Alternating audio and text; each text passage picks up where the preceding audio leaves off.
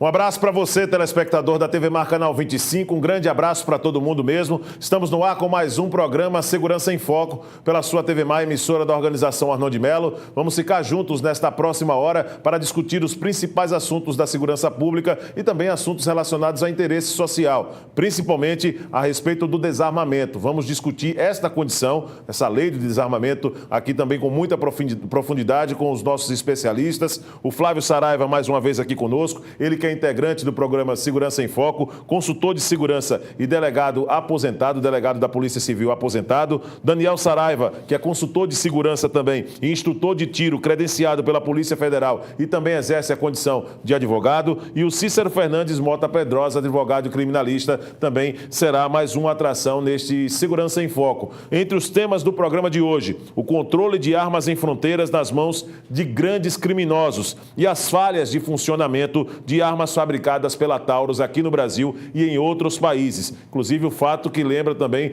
a soldada Isabelle, que faleceu, e veio uma matéria de grande repercussão no último final de semana e que nós vamos também repercutir um pouco dessa questão das armas fabricadas pela empresa Taurus aqui no Brasil e esse nível também de preparação dos profissionais da segurança pública para executar essas armas de fogo. Tudo isso a partir de agora você vai poder acompanhar em mais um programa Segurança em Foco, que está no ar.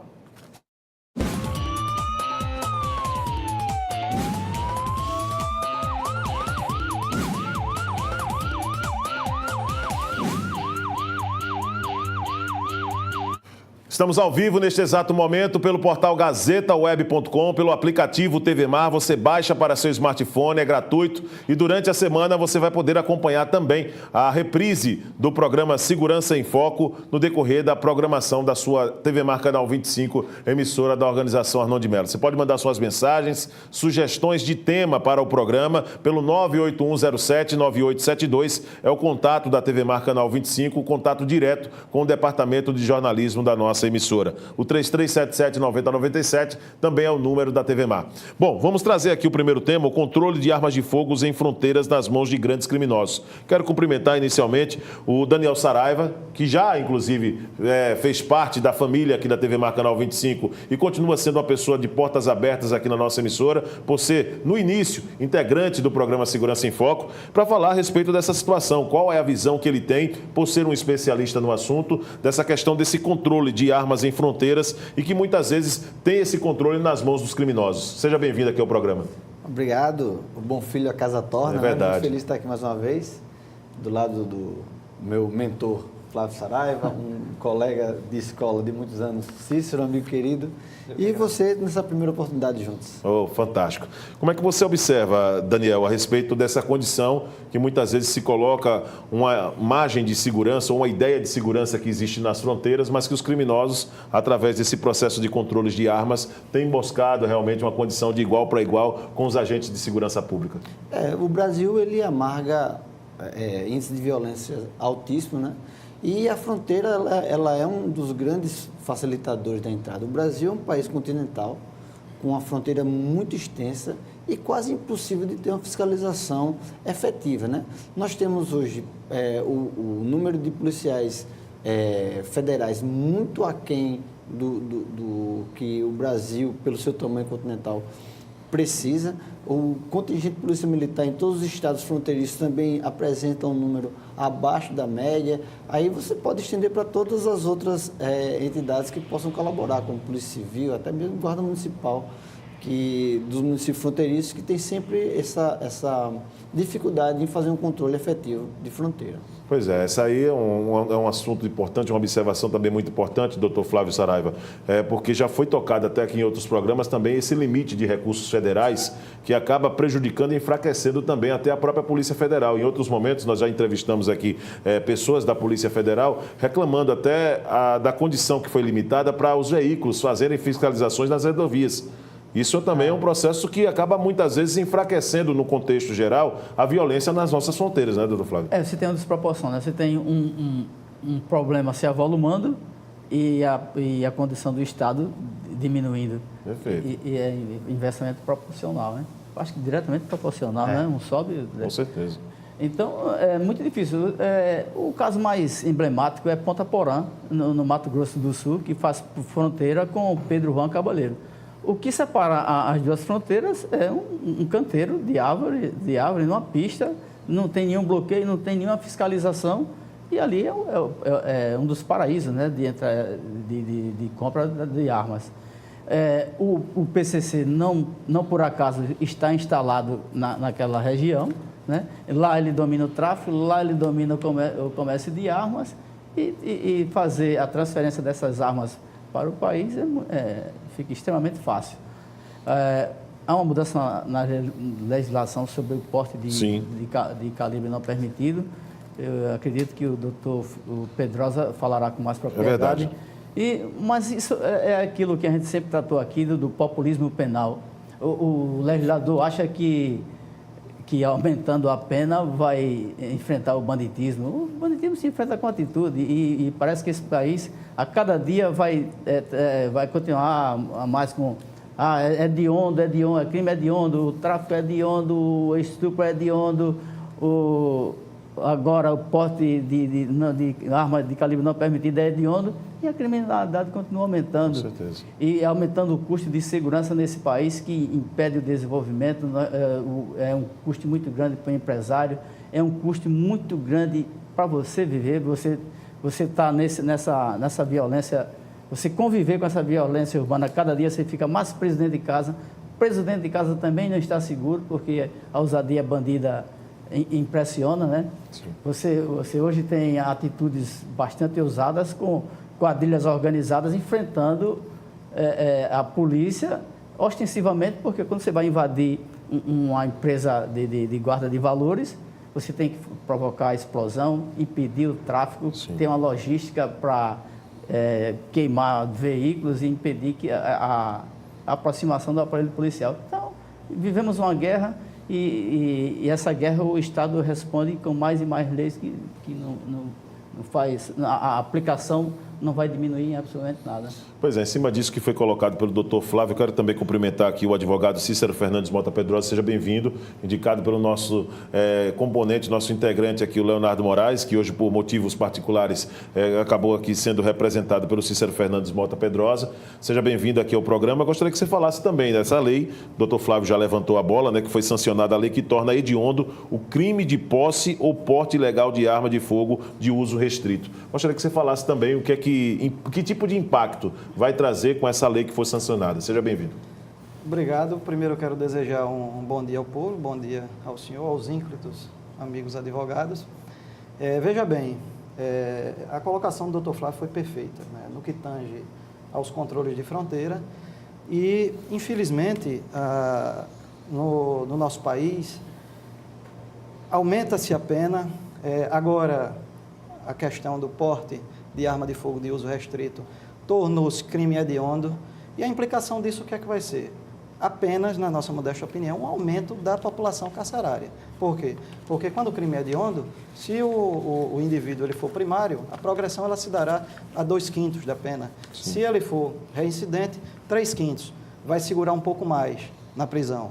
Não caberá mais fiança, né, porque saiu do artigo 14 da Lei 10.826 e agora ela está em curso no artigo 16, que eu não me recordo agora bem o parágrafo, o inciso da arma de fogo de uso não permitido. E assim, se é que eu posso, porque são os especialistas aqui, doutor Flávio e doutor Daniel Saraiva, o que tem de ser feito, não um agravamento da norma penal, mas sim um controle mais efetivo das nossas fronteiras, né? Como o doutor Daniel falou, nós temos hoje uma fronteira continental. Hoje, se eu não estiver enganado, são quase 17 mil quilômetros de fronteira. Isso aí, humanamente, para ser feito, é um pouco complicado, né? Sem falar que, como o doutor Flávio elencou aqui, os recursos também são restritos. Sim. O país, de 2, 3 anos para cá, passa por uma crise grave, né? Agora, de toda forma, de 2012 para cá, foram investidos quase 1 bilhão em monitoramento, que, ao nosso ver, a saída é essa. Porque material humano, se você olhar que a definição de fronteira, ela vai de 150 quilômetros da parte interna até a divisa, vamos assim dizer, Sim. multiplicado por 17 mil quilômetros, são milhões de quilômetros quadrados. Com o pessoal, isso aí torna-se praticamente impossível. A partir de 2012, criou-se o CISFRON, que é o Sistema de Monitoramento das Fronteiras. E até agora, 2017, vem sendo gasto quase R$ 1 bilhão com o CISFRON. Só que, com todo esse gasto, a União Federal ela só consegue monitorar 800 mil quilômetros, dos 17 mil. 800 mil quilômetros, se formos falar aqui no aspecto em proporção, dá uma baita cobertura, mas em termos de Brasil, geograficamente, deixa muitos espaços, né, Daniel? Sem dúvida. A gente está falando de fronteira seca, né? Mas a fronteira molhada... Pensei nisso também. Ela tem aí mostrado em São Paulo, no Porto de Santos, creio, foi há uns 3, 4 meses, um carregamento de fuzis. No Rio de Janeiro. No Rio de Janeiro, perdão. Via aérea. Teve via aérea e tem também no Porto de Santos um container, eram máquinas agrícolas que eram recheadas com fuzis no fundo. Então, você precisa ter, na realidade, uma atitude geral de fiscalização. Né? Eu acredito muito na diminuição do Estado e na exclusividade dele em um poder de fiscalização maior. Então, você tem aqui, por exemplo, o Porto de Maceió, não existe uma fiscalização, a guarda portuária, ela não está se enquadrando ainda no que o Brasil precisa, estou falando de Maceió, né? Que é fazer uma verificação muito mais pormenorizada nos containers, o que é que está vindo, o que é que está saindo, porque é muito falha a segurança portuária, por exemplo. E a gente está falando de um fator, nós temos portuárias, temos aeroportuárias e temos as rodovias, né? Que a todo tempo a gente tem notícia de armas com a capacidade letal muito grande entrando no nosso país. Agora, a violência se dá única e exclusivamente por causa dessas armas, também a gente não pode botar culpa em arma, né? A arma, por si só, ela não comete crime nenhum, né? Se você vai a arma, mata alguém, ela não vai fazer. É a ação humana que impulsiona esses altos índices.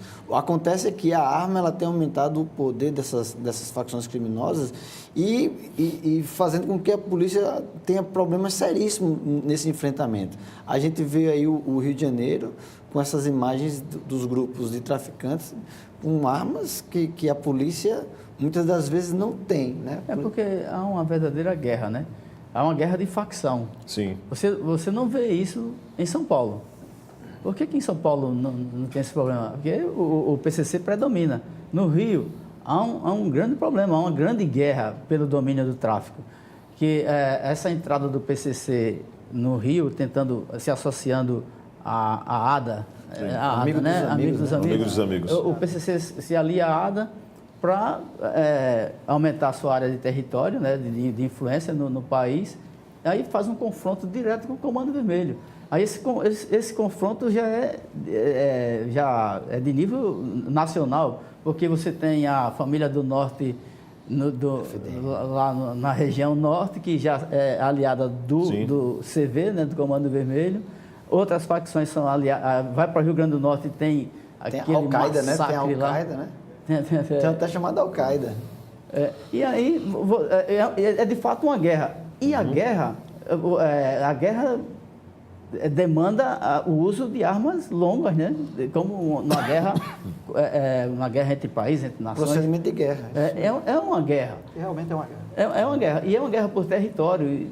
Enfim, a entrada dos fuzis não ocorre por acaso, né? Sim. Agora, um detalhe importante que o doutor Daniel colocou aqui e que para nós... porque nós não temos essa vivência e essa visão que você e que o doutor Flávio tem por ser consultores de segurança, né? Mas é uma coisa realmente que preocupa. Eu não sei, na sua opinião, doutor Cícero, mas a respeito dessa condição da preparação da nossa guarda portuária. Porque isso também é um canal de entrada, não é doutor Flávio? E tecnologia também, né, Vidal? Você pode diminuir a ação humana através de equipamento. Hoje tem scanner para tudo. Com certeza.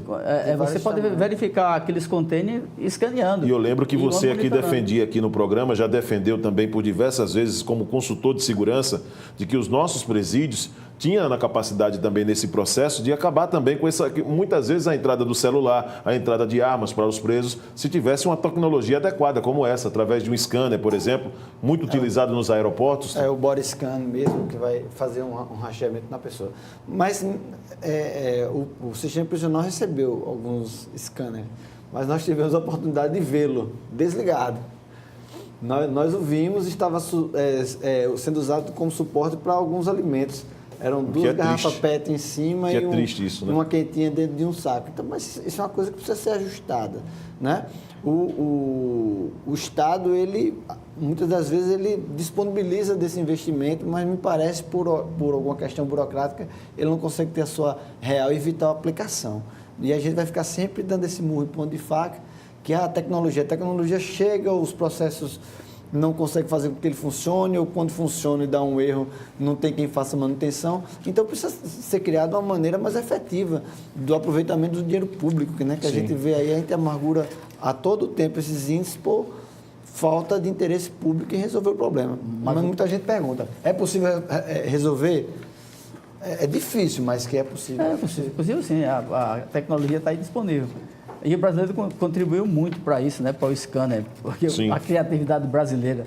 O scanner estava preparado para visualizar a área normal de carregamento de armas e drogas, mas o brasileiro inventou de colocar armas no sapato e começou a ter outros métodos que os fabricantes se aproveitaram dessa criatividade bandida do Brasil, de alguns brasileiros, infelizmente, né, para evoluir no equipamento, na definição do equipamento. Qual a penalidade, doutor Cícero, para quem for hoje com o sancionamento desta lei, para quem for pego com arma de fogo e não tem autorização? De repente o cara diz assim o seguinte, vou comprar uma arma de fogo para deixar ela aqui na minha casa, não vou utilizar para o crime, mas de repente eu vou chegar e... vou colocar ela no carro porque está tendo muito assalto aqui em Maceió e de repente já é um método de defesa e acaba muitas vezes sendo flagrado dessa forma. Com essa mudança na lei, com a aplicação dessa lei agora, qual o tipo de penalidade para quem for flagrado dessa forma?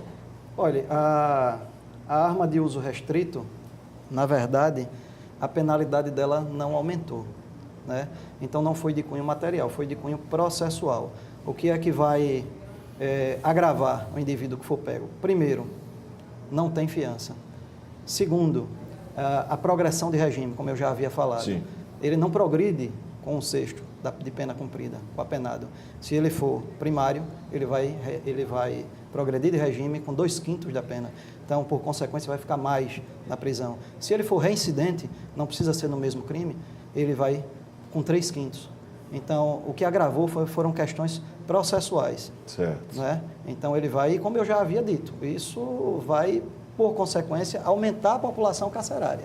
Agora, não vai se resolver efetivamente, porque eu estava até conversando aqui com os amigos, o criminoso, ele não vai se inibir em usar. Né? Esse aí foi um projeto de lei de iniciativa do ex-senador Crivella, né? E ele visava muito a questão do controle, doutor Saraiva, dos fuzis no Rio de Janeiro.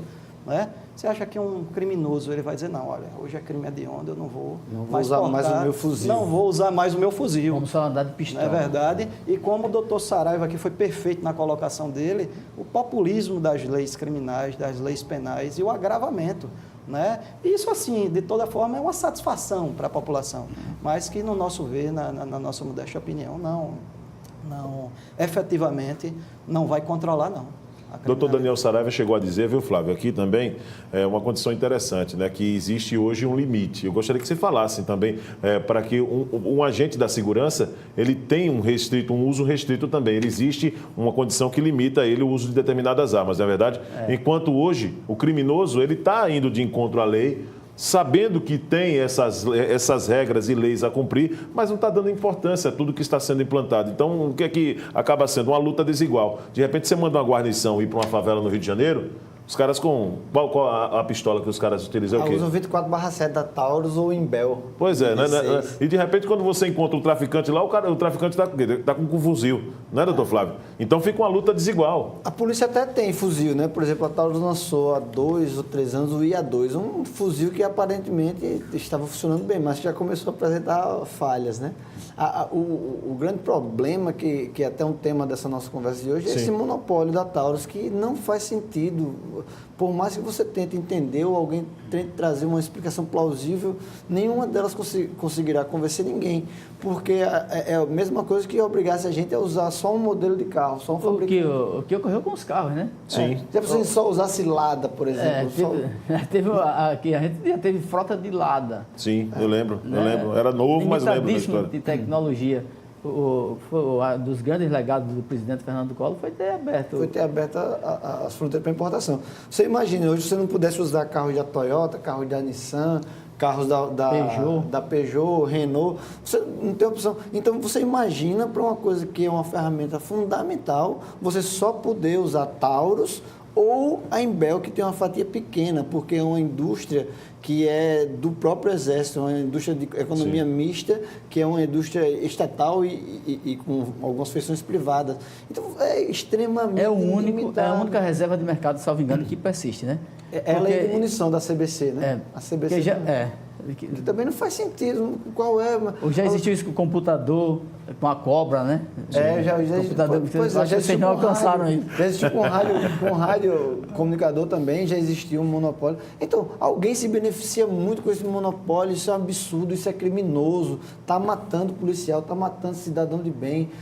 Eu tenho uma escola de formação de vigilantes, onde eu tenho algumas armas de Taurus, que quando eu vou efetuar o decalque, que é o desarmador do cão, ela dispara. Eu tenho lá, eu vivencio isso, eu vejo diariamente a má qualidade das armas de Taurus e nós somos obrigados a comprar única e exclusivamente aquela marca. Não tem nenhum cristão no mundo que consiga me explicar o porquê disso. Mesmo sabendo que ela tem uma remessa com defeito, mesmo sabendo. Ela tem, além de defeito, ela tem uma vida de qualidade, né? Que para o Brasil, parece que o que não dá para exportar, fica aqui. A Taurus, quando foi para os Estados Unidos, na década de 90, ela precisou fazer alterações extremas na arma. A arma não se parecia. A Imbel aqui, quando foi para os Estados Unidos, ela não usou esse nome, ela usou Springfield. Eu já tive a oportunidade de pegar o mesmo modelo de uma arma nacional e da Springfield americana. Parece que uma foi cortada na talhadeira e a outra foi cortada a laser. Acabamento é outro. Mas é outra coisa. E o cara diz, acabamento não influencia na arma, só influencia. O que dá a qualidade da arma é a qualidade do material que as peças são feitas e o polimento que é dado a ela. Sim. Você pega uma arma, por exemplo, de um atirador, o primeiro passo dela é o polimento interno, amaciamento das partes, né? Que vão fazer ali, diminuir o atrito entre as partes. E esse atrito que tem matado gente, esse atrito que pode ter matado a nossa policial Isabelle, esse atrito que matou o policial no Rio de Janeiro, esse atrito que provavelmente o policial em São Paulo, quando foi render com certeza um indivíduo na rua, ela disparou e atingiu. Ele acabou até sendo absolvido. Porque foi detectado ali. Eu acho que crimes cometidos pela polícia com arma Taurus precisam ser revistos, porque a possibilidade de dar erro é muito maior do que se imagina. Precisa ser averiguado. E eu não sei se os colegas concordam, quando se cria essa reserva de mercado, esse monopólio, a empresa há de se relaxar no seu controle de qualidade. É o processo natural do ser humano. Isso não está competindo. Eu vou dar um exemplo. Não tem competição, exatamente. Uma das melhores armas do mundo chama-se Glock, é uma arma de fabricação austríaca. Ela em sua concepção, ela é perfeita, né, por assim dizer. É uma arma que não apresenta. A Polícia Federal não abre mão de usar. Por quê? Porque a Polícia Federal só usa a Glock. E não tem, brigam aí, movem montanhas para que não vão para Taurus. Porque eles têm consciência do defeito. Aí por que a Polícia Federal usa a Glock e a Polícia Militar não pode usar a Glock? Que sentido é isso? Se a Polícia Militar tem uma história de troca de tiro, de uso efetivo da arma muito maior do que a da Polícia Federal. Tem coisas no Brasil que são incompreensíveis. Há bem pouco tempo o policial não podia usar a 9mm. A 9mm. A 9mm. Qual o sentido disso? Aí alguém do Exército diz, não, isso pode prejudicar a normatização das armas. Enfim, uma justificativa absurda. Absurda. Limitar número de armas para o policial, calibre, quantidade, enfim. E qual a opinião de vocês de que essa condição, por exemplo, doutor Daniel, doutor Flávio, doutor Cícero também, a respeito dessa condição que está sendo colocada mesmo, em que o Exército, eu entendo o papel importante do Exército, nós não estamos aqui colocando em discussão se é cabível o Exército continuar também determinando esse tipo de condições de armas aqui no Brasil, mas o que eu quero dizer é em ter mais habilidade. Qual a opinião de vocês a respeito também dessa flexibilidade que muitas vezes o Exército precisava ter para os agentes de segurança, que são os responsáveis por manter a ordem e o sossego da população? Não, eu acho que o Exército, eu acho interessante o controle que o Exército tem. Ele tem lá um setor que é o SFPC, que é só para produtos controlados. Tranquilo, né? Existe o R-105, que já é uma legislação bem antiga, eficaz. O problema maior hoje é a interação entre esse sistema, que é chamado Sigma, com o SINARME, que é o sistema da Polícia Federal, porque por mais que tenha tentado que eles se conversassem, eles não se conversam.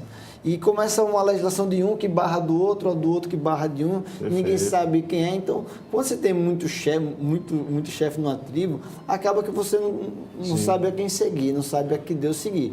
Eu acredito que um excelente avanço seria escolher uma das dos entes federativos para gerir esse banco de dados. Para gerir esse banco de dados. Porque o que tem de arma que está nos dois sistemas, com número diferente ou mesmo número, armas diferentes, tem muita bizarrice nesse nível, tem muita coisa estranha que acontece. E esse controle, no advento da 10.626, né, que é o Estatuto do Desarmamento, ele veio com milhões de restrições que soariam como controle, que não controla de nada, né? Você está vendo aí, os índices só aumentaram.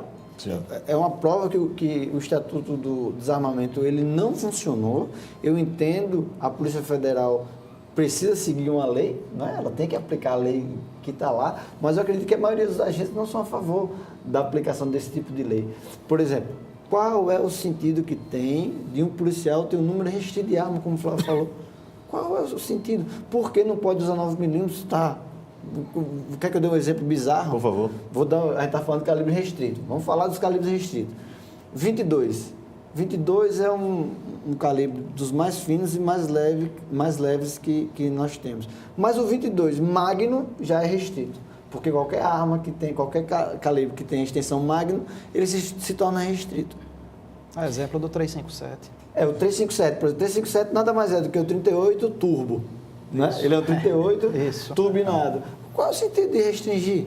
Né? Qual é o sentido de restringir a 9mm, que é pelo mundo... O calibre universal. O calibre universal, considerado o melhor calibre, o calibre mais equilibrado que existe no universo das armas. Qual é o sentido de restringir? Porque, então, quando tiver numa cena, tiver um tiro de 9mm, quer dizer que aquele tiro foi dado por um policial federal ou por um membro do Exército? É isso? Quer dizer? Não, não vai ser assim.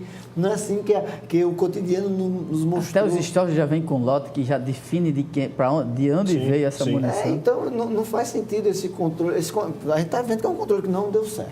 Né? Não deu certo. Aí você restringiu cada dia mais o cidadão de bem poder se defender. Depois, olha, quem é que tem o primeiro contato com a violência? A vítima. Né? Se a vítima é a primeira pessoa a ter o contato com a violência, ela tinha que ser dada a ela uma condição diferenciada dela se proteger. Né? Não, vamos armar mais a polícia. A polícia ela leva um tempo para chegar até perto da vítima. Então, dê condições da vítima se proteger também, que é uma guerra, essa guerra, ela então você defende, doutor Daniel, aqui a condição da liberação do porte de arma, é isso, para a população? Sim. E quem cometer erro, que pague pelo seu erro. Né?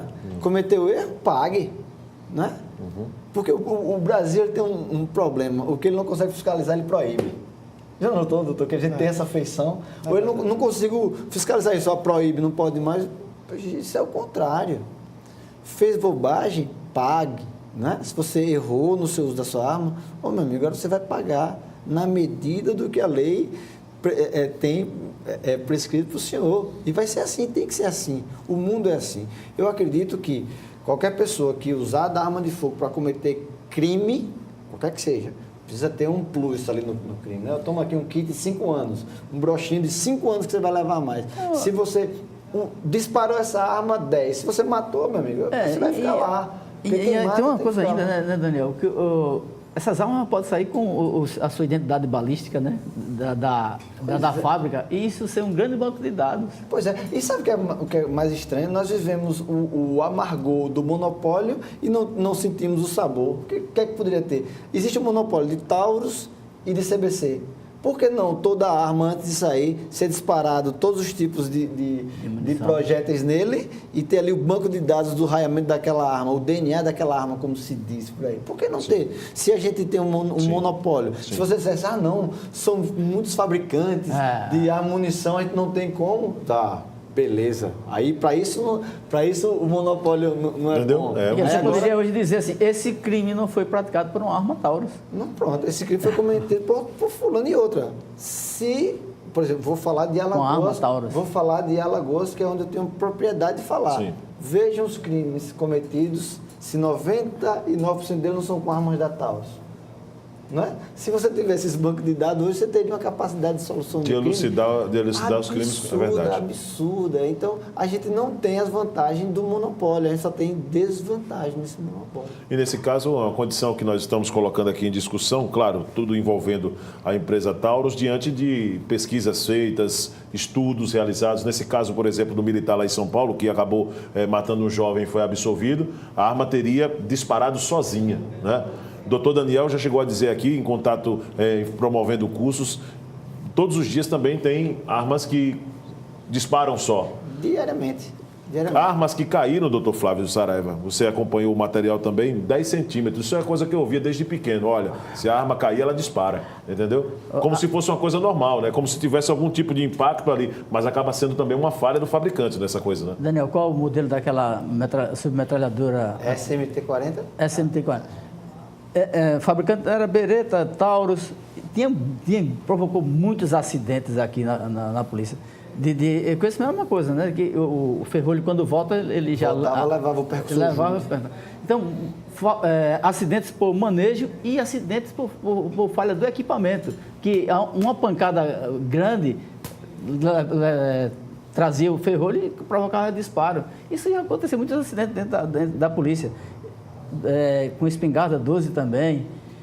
Enfim, a polícia que serve precisa de segurança para dar segurança, não tem essa garantia. A própria reportagem mostrou que aquela metralhadora ou submetralhadora, ela estava programada para dar tiros sequenciais, 2, 3 tiros, né? E ela dava uma rajada contínua. Foi inclusive o fato que vitimou a Isabelle, né, soldada Isabelle? Vitimou a soldada da Polícia Militar, a Isabelle. Né? Doutor Pedrosa, a gente fez um curso na CBC, fabricante de munição, um curso com munição farta, né? Era. Munição farta. Estávamos eu e ele treinando com pistola Glock. Não teve um incidente de tiro com a nossa, não houve nega, nada, absolutamente nada. O restante da equipe trabalhava com Taurus. Todas as armas Taurus deram problema. E a curiosidade que nesse curso que nós Deixa eu pedir aqui licença a vocês, um pessoal da minha equipe de imagem aqui, nós vamos continuar a discussão, porque a Paulane Santos está na central, no Complexo de Delegacias, é isso? Está em Jacarecica, né? Então vamos trazer o material com o pessoal da Polícia Civil ao vivo com a nossa querida Paulane Santos. Vamos colocar a Paulane aí rapidinho, pedir inclusive para o nosso Márcio André já adequar o recurso técnico aqui para que os nossos convidados possam ouvir também a participação dela. Paulane, qual o assunto que você vai trazer agora, direto aí de Jacarecica, da sede da Polícia Civil? Grande abraço para você.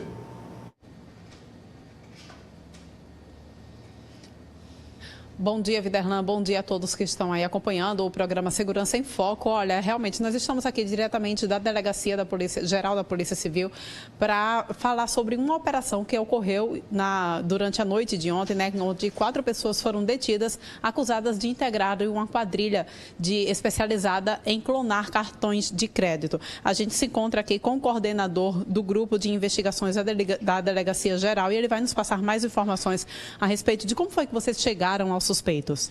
Olha, há 4 meses atrás, a gente fez uma prisão de um vereador de Santa Luzia do Norte, não sei se vocês se lembram, que clonava cartão também, e a gente prendeu o maquinário e tal. Já naquela época, o vereador falou dessa pessoa, de José Carlos, entendeu? Que era considerado o top aqui de clonagem de cartão. E a gente, desde aquela época, a gente começou a investigar o Zé Carlos, tentando pegar o momento certo dele, ele em flagrante delito, para poder prendê-lo.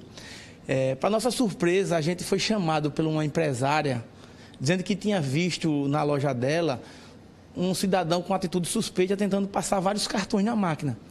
E aí a gente se deslocou para lá, pegamos a filmagem e, para nossa surpresa, era o José Carlos, a pessoa que é conhecido como Paraíba ou Alemão aqui, que é um dos maiores clonadores de cartão do estado. Para nossa surpresa, a gente se deparou, viu ele na situação, só que nesse dia ele não conseguiu passar, então não teria flagrante, não teria como a gente prendê-lo. Para nossa surpresa, ontem ela ligou para a gente que ele estava na loja de novo. A gente se dirigiu para lá, fizemos uma campana, porque ele tinha deixado o carro lá para ajeitar. E aí a gente fez uma campana esperando que ele utilizasse um cartão clonado para a gente poder autuá-lo. Foi o que aconteceu. Ele saiu da loja, a gente pegou o comprovante que ele tinha utilizado o cartão. Ele disse que foi um cartão de débito dele, mas aí tem umas certas coisas que a gente vai investigar ainda, outras informações que a gente tem que eu não posso divulgar, não para não atrapalhar a investigação, entendeu? E também porque eu não tenho certeza ainda. A gente abordou ele ali na Avenida Jatiuca e, para nossa surpresa, ele estava com um monte de cartão na carteira dele clonados. Então a gente deu voz de prisão a ele, conversamos com ele, ele pediu para ele nos levar onde estava o maquinário, porque a gente sabia que ele possuía esse maquinário. Então, olha, a operação na realidade ocorreu na região do Poço, Jatiuca e também de Cruz das Almas, não é isso? Exato. A gente tem aqui uma quantidade imensa de cartões, ele estava me explicando que ainda não foi feita a contagem ainda dos cartões, né? Mas é uma quantidade imensa, um material realmente grande. Agora, eu gostaria, na realidade, que você pudesse explicar como essa quadrilha agia. A gente tem aqui, inclusive, uma máquina que eles realizavam exatamente a clonagem desses cartões. Você pode explicar? Vou explicar. A gente prendeu ontem um funcionário do posto de gasolina, um fletista, certo? Ele tem essa máquina aqui estava instalada no posto, essa daqui, estava instalada no posto de gasolina. Ele pega essa máquina aqui, ele alicia fretistas, os caras trocam a máquina do posto, bota essa máquina aqui tem um dispositivo dentro dela, que além de passar o cartão para o estabelecimento, ele copia a numeração, a validade do cartão e enviava para um computador via Bluetooth, um notebook desse, enviava via Bluetooth. De posse desses códigos, desse negócio, o fretista mandava para ele, a gente tem no telefone lista, que eu ia até imprimir, mas o telefone dele descarregou. A gente tem lista de códigos e de validade dos cartões que ele enviava para o Zé Carlos. De posse desses códigos, o Zé Carlos tinha um maquinário, como você está vendo aqui, essa máquina aqui imprimia, ela tem, está vendo aqui? Isso aqui já foi, ele pegava a taxa do cartão, imprimia com o nome dele, com o código, o número do cartão com o código de validade e colocava o nome dele. De posse da documentação dele, ele ia lá usando o código de outro cartão. Entendi. Entendeu? Está aqui também, um cartão que eles começaram a clonar, não terminaram, é a matriz, como está vendo ali. Então, o ônus, então, ficava para o titular do cartão? Não, o ônus fica para a financeira, entendeu? O ônus fica para a financeira. Nem o estabelecimento comercial, a financeira paga o estabelecimento comercial, porque o estabelecimento comercial não tem culpa. O dono do cartão foi lesado também, a financeira, ele não tem prejuízo nenhum, a financeira estorna. Então, na verdade, o prejuízo todinho fica para a financeira. E quanto? Dá para ter uma ideia do montante que eles movimentaram nessa clonagem? Não dá para a gente estimar. Agora, é uma soma imensa devido ao tempo que eles vêm atuando. Ele conversou com a gente que o negócio estava... Ele explicando para a gente que o negócio estava ruim, porque quando saiu o chip... Hoje são poucos clonadores que têm o chip, mas hoje já se clona chip também. A gente tem um vídeo dele, está aqui no meu telefone, depois eu posso mostrar... ele falando com alguém em São Paulo, dizendo que os números das tarjetas estavam chegando ok, mas os do chip não estavam. Então, eles também, o grupo também clona o cartão com chip também. Agora, a maioria dos que está aqui, a maioria, 70% é a taxa magnética, que eles passam online. Ok, então, quais são os próximos passos agora, depois que vocês já chegaram até aqui? Tem umas outras informações que a gente vai checar, certo? Tem muitas informações no telefone dele, então a gente, através do telefone dele, a gente vai fazer um estudo no telefone dele, a gente vai chegar aos contatos, entendeu? Aos contatos dele, vamos compreender o modo que ele opera, porque são vários sistemas que os caras... Tem gente que clona os cartões da máquina BIM, então, tem várias modalidades, entendeu? Através do telefone deles, a gente vai compreender o golpe. Tinha um golpe que eles estavam fazendo o seguinte: eles pegam o cartão clonado e compram um cartão presente, que é o que vende no supermercado. Então, com o cartão clonado, ele compra os cartões presentes, bota crédito, então ele está com o cartão legal, entendeu? Ele botou crédito, comprou o cartão, só que com cartão clonado, e fica de posse de cartões legais. Realmente, olha, um esquema muito grande que a gente, primeiro, parabeniza, claro, o grupo de investigações da Polícia, da Delegacia Geral, né? Parabeniza pelo trabalho que vocês estão realizando. Um esquema grande que ainda precisa ser melhor também desvendado, né? A gente espera também que vocês tenham sucesso nas outras investigações que devem suceder a essa, né? Então, Viderlan Araújo, essas são as informações. Daqui a pouquinho vai dar início, então, a coletiva de imprensa que eles vão prestar aqui para toda a imprensa, esclarecer mais dados e também, de repente, até também mostrar os suspeitos que estejam aqui. Com imagens diretamente aqui da Delegacia Geral de Jacarecica, imagens de Ivan Filho, Porlani Santos, aí para o programa Segurança em Foco da TV Mar. Parabéns, Porlani. Parabéns pelo trabalho exclusivo aí da TV Mar, né? Me lembrei agora do saudoso Marcelo Rezende. Dá trabalho para fazer, meu filho, né? Exclusiva aí a imagem da TV Mar Canal 25, trazendo imagens desses cartões. Uma coisa que surpreende, né? Tá aqui debaixo dos nossos narizes, né? Poço, Jatiuca, bem pertinho da gente. Daniel, doutor Daniel Saraiva, doutor Flávio Saraiva, fique à vontade também para poder falar a respeito dessa condição, assim como o advogado Cícero Fernandes Mota Pedrosa. Eu queria aproveitar o momento para dar uma dica, né?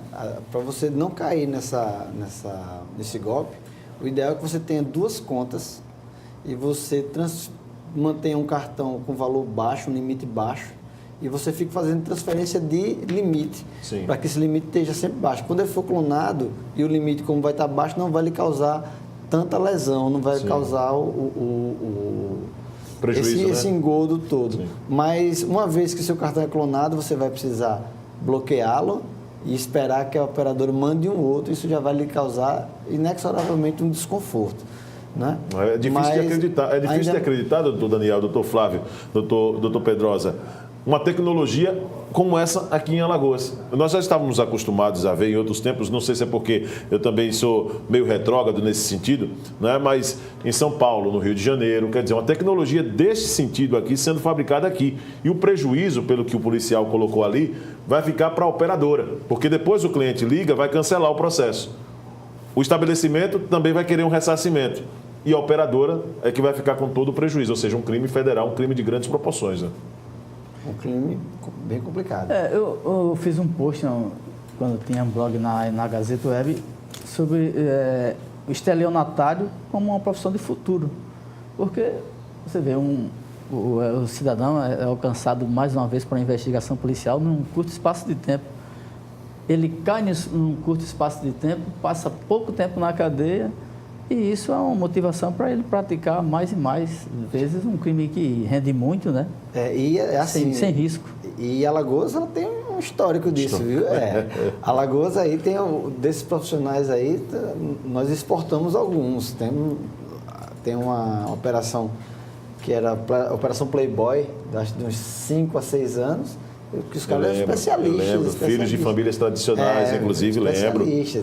Exportamos e importamos, né? Muita gente também vem de fora.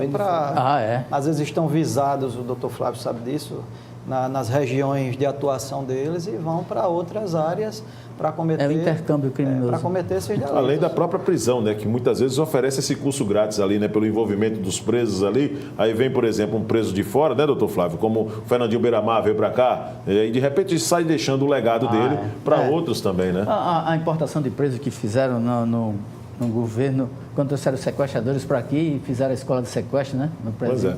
Pois é. Um detalhe aí dessa entrevista, eu discordo do formato um policial, investigador, com a balaclava apresentando o resultado de uma operação.